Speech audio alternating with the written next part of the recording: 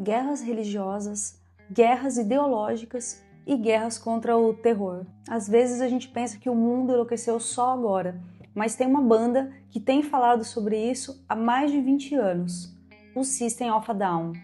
Hoje eu vou te mostrar como o SOAD transformou a própria história de genocídio, guerra e propaganda em música, e por que isso continua assustadoramente atual. Então, se você curte metal com contexto histórico, já me segue aqui e deixa aí o seu like.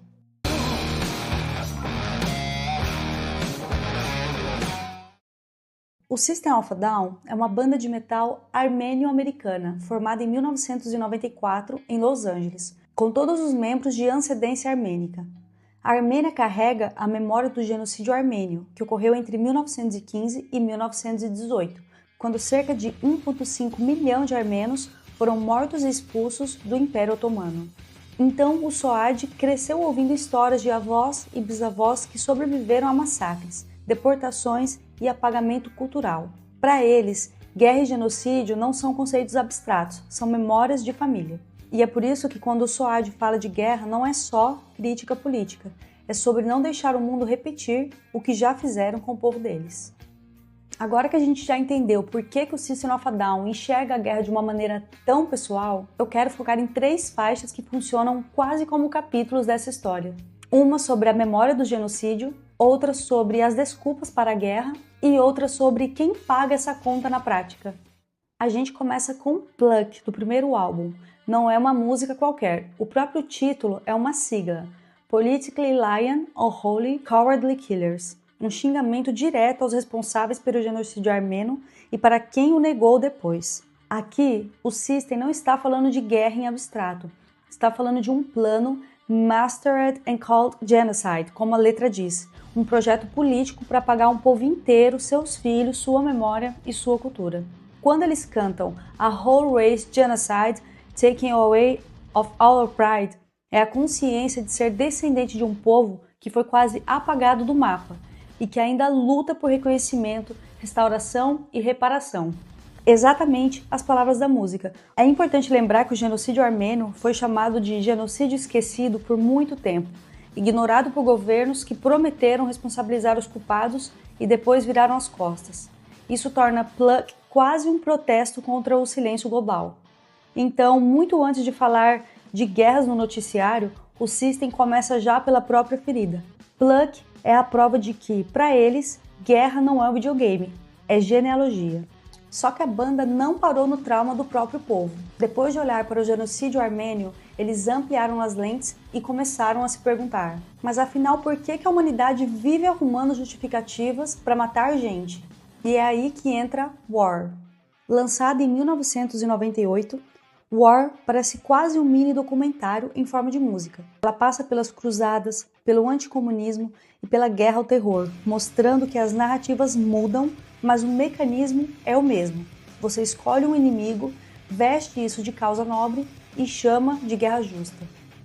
Quando a letra fala de quem Victory of the Subjects when the Holy Land was taken, está puxando um fio lá das cruzadas, conflitos religiosos que usavam Deus como desculpa para conquista territorial e saque. No encarte, a banda resume tudo.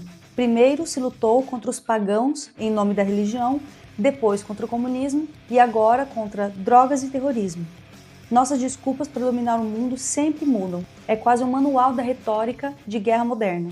A linha Believes, they're the bullet of the wicked é genial. Crenças ideológicas e religiões viram munição. Não são só ideias, são projéteis usados por gente poderosa para justificar a violência. E quando ele canta International Security, Call of the Righteous Man, Needs a Reason to Kill a Man, Stories Teach Us All, é a síntese, necessidade de segurança e de justiça, que viram embalagem bonita para motivos muito mais sujos. Mas ainda falta uma pergunta importante, que é saber quem paga essa conta na prática. Quem é que entra no avião, pisa na areia do deserto e arriscam a própria vida por guerras decididas em gabinetes? É aí que a música B.I.O.B. entra como um soco na cara. Lançada em 2005, em plena guerra do Iraque, B.I.O.B. é uma pancada direta na hipocrisia da guerra moderna. O próprio título significa Bring Your All Bombs, traga suas próprias bombas. É uma ironia com aquele traga sua própria bebida de festa. É como se a música dissesse: transformaram guerra em rave geopolítico. A música começa perguntando: Why do they always send the poor? Porque eles sempre mandam os pobres. Isso já coloca o foco não na estratégia militar, mas em quem é colocado na linha de tiro. Essa linha dialoga com uma realidade muito concreta. Em conflitos como o Vietnã e Iraque, quem mais aparece na linha de frente são os jovens de classe mais baixas, muitas vezes sem outras oportunidades de emprego, estudo ou ascensão social. Relatórios sobre recrutamento mostram que escolas de bairros mais pobres costumam ter mais presença de militares, programas como o JRTC e menos alternativas de carreira. Ou seja, a guerra virá um plano de carreira onde na verdade não existe um plano de carreira. Enquanto isso, os líderes que decidem as guerras, políticos, elites econômicas, raramente têm seus próprios filhos na linha de frente. A música reforça essa hipocrisia com a famosa pergunta: Why don't the presidents fight the war? Why do they always send the poor? O contraste de Dancing in the Desert, Blowing Up Sunshine cria uma imagem perturbadora. Guerra descrita como uma festa no deserto, enquanto na prática significa destruição, trauma e morte em massa, especialmente em países pobres e com regiões já vulneráveis. Então, se Pluck fala de um povo quase apagado e War fala das desculpas nobres que embalam a violência, B.I.O.B. expõe um personagem que quase nunca aparece nos discursos oficiais. O jovem pobre que entra no exército buscando um futuro e encontra uma guerra que ele não decidiu.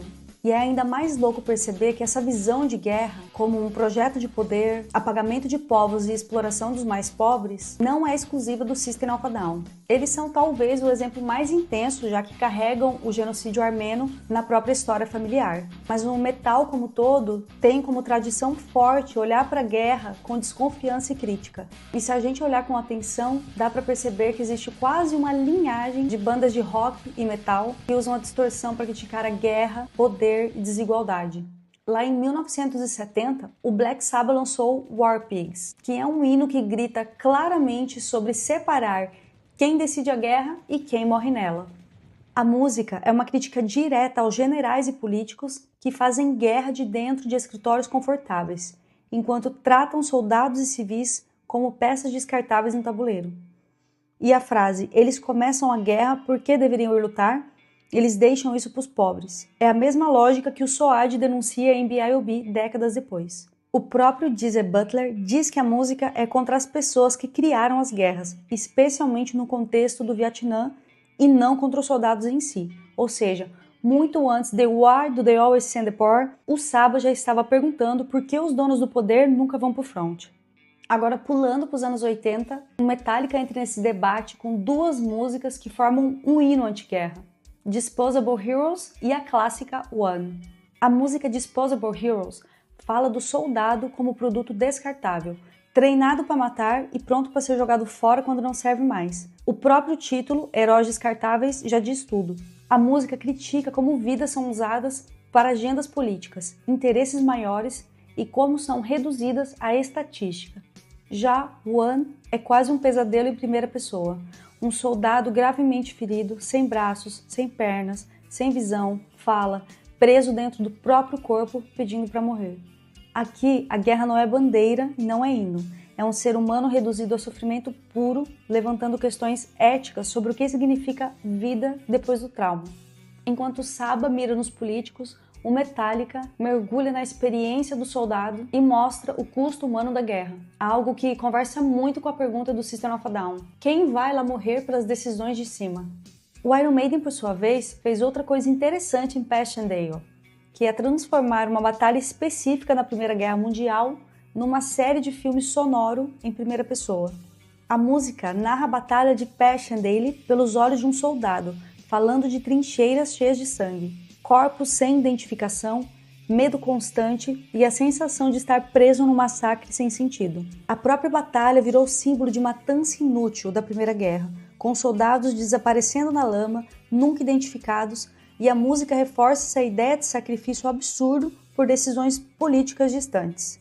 Passchendaele mostra a guerra como ela é realmente: lama, morte, destruição e um jovem que só queria voltar para casa. Percebe o padrão? Saba aponta o dedo para quem decide as guerras, Metallica mostra o soldado quebrado, Maiden narra o horror histórico, E o System of a Down junta tudo isso e ainda traz a experiência de um povo marcado pelo genocídio. Quando a gente coloca essas bandas lado a lado, começa a ficar claro que, por trás dos pesos das guitarras, existe uma leitura muito séria sobre poder, violência e quem paga o preço das decisões que a gente não tomou. E o mais assustador é perceber que isso tudo é atemporal. As letras do Saba, Metallica, Maiden e System se encaixam perfeitamente nas notícias de hoje, sobre invasões, guerras preventivas, repressão interna, desigualdade no recrutamento e povos inteiros com medo de repetir genocídios. E talvez por isso é que essas músicas sejam tão importantes, porque enquanto a história insiste em repetir os mesmos padrões, alguém precisa continuar gritando que isso não é normal. E o metal, mais do que entretenimento, serve como aviso. Então, quando alguém diz que metal é só barulho, dá vontade de responder que barulho é o que o mundo faz quando a gente não tá prestando atenção. E agora eu quero saber de vocês. Qual música te fez olhar para guerra, história ou política de maneira diferente? É ou não é estranho viver em um mundo que repete os mesmos erros e onde nós, grande massa, somos peças descartáveis? E no meio disso tudo, felizes somos os que cantamos essas letras conscientes do que elas representam. Então fica aí a reflexão. Um abraço para vocês e até o próximo vídeo.